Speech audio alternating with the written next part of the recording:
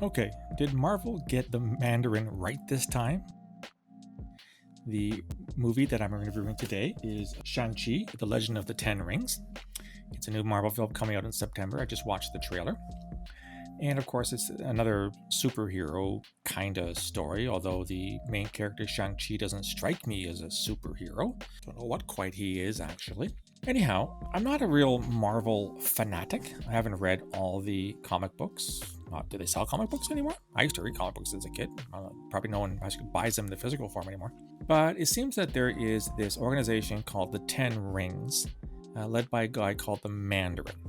And of course, they're all out for world domination, blah, blah, blah, blah, blah. And apparently, in one of the earlier Iron Man stories, the Mandarin confronts Tony Stark, who of course is Iron Man. You may recall that I reviewed Iron Man 3 some time ago, in which I slammed the portrayal of Ben Kingsley, who was a down and out British actor who kind of stood in for the Mandarin.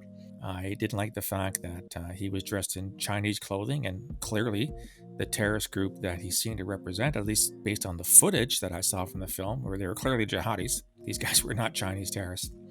So it didn't really work on that level. And of course, the other character, Trevor Aldridge, who I guess is kind of playing the Mandarin, but for which Ben Kingsley kind of filled in for, had these superhuman powers, his body glowed, blah, blah, blah, blah. It's really hard to say what to make of this particular trailer. It's obviously a very action-packed Marvel film, as they usually are. In watching the trailer, I did strike me as more of a martial arts film, kind of in the Bruce Lee kind of tradition, more than a typical Marvel Avengers film. Some might disagree with me. And it's hard to say exactly what, from a terrorism perspective, we're going to see. And I mean, it's only a 2-minute trailer. They can't show everything. There's a couple things, at least I hope they don't get wrong this time.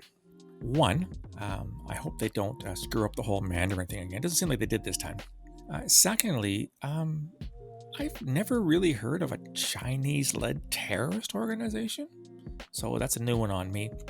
I'm not sure how realistic that is.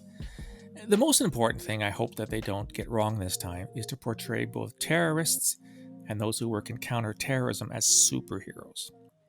Now, I all know that in the wake of 9/11, especially in the United States, the firefighters who went up those stairs at the two towers, and the police officers, etc., who sacrificed their lives trying to save people, were portrayed as heroes. And that, in all reality, they were heroes. They put their lives on the line, and several of them, I don't know the exact number, died trying to save people.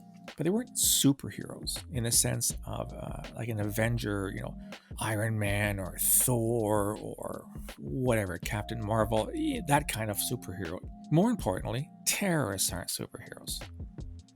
The vast majority of them are nothing but wankers who are told what to do, told to strap on suicide vests, told to get behind the wheel and drive down a crowded street, told to pick up a knife and go into a crowded market or food court or pedestrian fair, whatever kind of thing.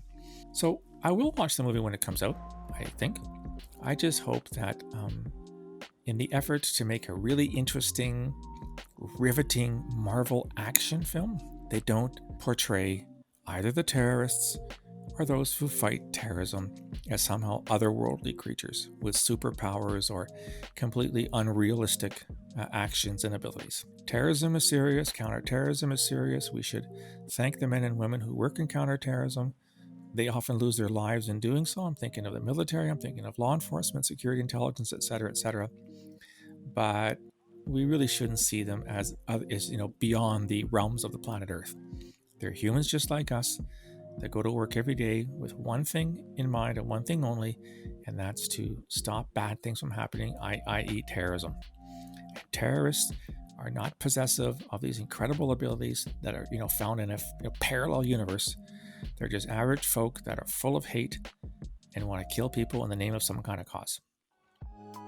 So I guess we'll see what the movie is like coming up in September. So Shang-Chi and the Legend of the Ten Rings. We'll see. I hope they get the footage right this time and don't portray the terrorists as actually guys in Shawar Kameezas sitting in Pakistan or Afghanistan like they did in Iron Man 3. Anyhow, that's my very quick review of the trailer for the Marvel movie Shang-Chi and the Legend of the Ten Rings. What do you think about it? Did you see the trailer? Are you going to watch the movie? You can reach me on email, borealisrisk@gmail.com, or on Twitter @borealissaves. You can also find me on LinkedIn and on Facebook. If you like this content, want to get more, go to my website, borealisthreatandrisk.com, hit the subscribe button, get all the content free of charge.